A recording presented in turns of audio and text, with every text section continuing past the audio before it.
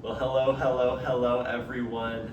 Today I'm going to be telling you a story based on this book right here called The Paper Bag Princess by Robert Munsch. But I'm not going to be reading the book to you. I am going to be telling you this story from memory. And this is something called traditional storytelling. It is where someone just tells a story that they know. And this has been a tradition for ages and ages, even before recorded history. And it's something you can do as well. I'm sure that you've told a story to your mom or dad or sibling or friend. And so even if you like this story, you can tell this one to them and do traditional storytelling yourself. Well, if you're ready to listen, this is The Paper Bag Princess. Once upon a time, in a kingdom far, far away, there lived a beautiful princess named Elizabeth. She lived in a magnificent castle. She owned lots of very pretty clothes, and she was going to marry a prince named Ronald. Unfortunately, a dragon came by and smashed her castle and burned up all of her clothes and carried off Ronald. Well, Elizabeth wasn't going to have that, so she decided to chase after the dragon. But unfortunately, she couldn't find a single thing to wear, except for an old paper bag. So you know what Elizabeth did? She put on that paper bag, and she followed the dragon's burnt trail through the forest until she arrived at a cave. And in the middle of that cave was a door, and in the middle of that door was a huge, heavy knocker. So Elizabeth lifted up the knocker with all of her strength, and bang! Well, the door opened up, and the dragon stuck his long nose out and said, well, a princess.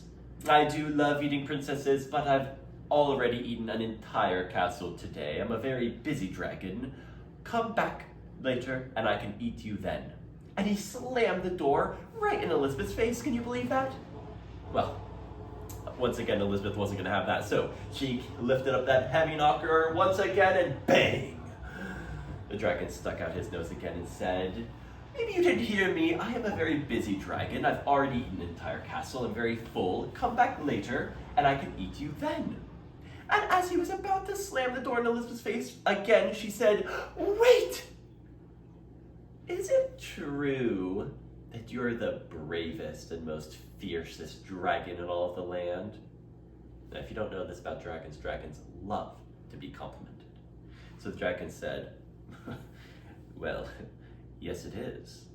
And Elizabeth said, is it true that you can breathe out so much fire you can burn up to 10 forests? And the dragon said, why, yes it is. And so the dragon breathed in and breathed out so much fire that he burned up 50 forests. Can you believe that? And Elizabeth said, fantastic. Do it again. So the dragon took a deep breath. When he breathed out so much fire, he burned up 100 forests. And Elizabeth said, do it again. So the dragon took a deep breath. But he couldn't breathe out even enough fire to cook a meatball. Well, Elizabeth said, is it true that you can fly around the whole world in just 10 seconds? Well, yes it is, said the dragon, and he jumped up and flew around the whole world in just 10 seconds. Fantastic, said Elizabeth. Do it again. Well, the dragon was feeling a little tired at this point, but he jumped up and he flew around the whole world in just 20 seconds. Magnificent, said Elizabeth. Do it again. But the dragon was so sleepy that as he was prepared to jump up to fly around the whole world again, he fell bang, fast asleep. Well, Elizabeth wanted to make sure, so she whispered, hey, dragon.